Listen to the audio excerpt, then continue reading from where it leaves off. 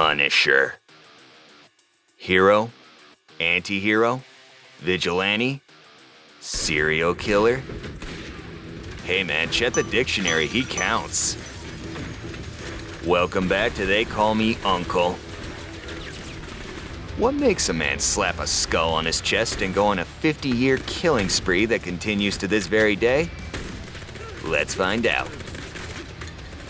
The Punisher was created by writer Jerry Conway and artist John Romita Sr. and Ross Andru, though allegedly the name Punisher comes from Stan the Man himself. Zip it, Stan Lee!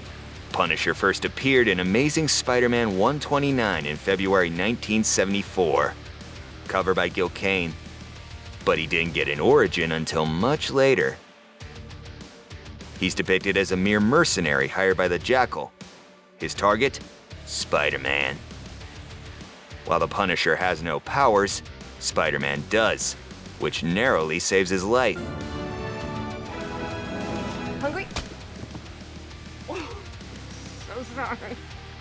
I thought that you could sense that with your Peter tingle. Please do not start calling it my Peter tingle.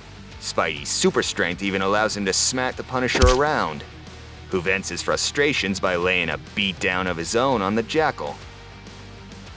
Punisher gets a rematch with Spidey, who convinces the Punisher he was framed. I said, hey man, I've been framed. Hey, no, really, man, I was framed. I never do nothing wrong, man. But every time I get the blame. And thus allowing them to part on good terms, i.e., both of them alive. Interestingly enough, 5 months after that issue, Death Wish with Charles Bronson hit theaters. What's telling is that while the Punisher character existed at the time, his origins and motivations hadn't. But Death Wish makes it perfectly clear why Bronson's Paul Kersey goes on a killing spree through 5 entries in a remake. Miss Paul Kersey, how's my life? I'm sorry. She died a few minutes ago, Mr. Kersey. Punisher's motivations might be as old as storytelling itself, but the parallels, or at least the timing between his debut and Death Wish, are still hard to ignore. The Punisher is kind of an outlier in the larger Marvel universe.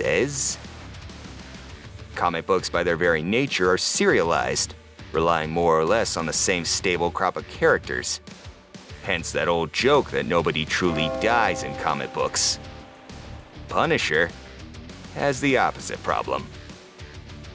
He doesn't really have a rogues gallery the way Spider-Man does, because Punisher rarely fights the same guy twice, if you know what I'm saying.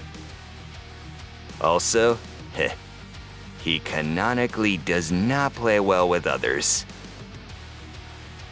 Punisher and Spider-Man would cross paths again in Amazing Spider-Man 135 and Punisher number 4.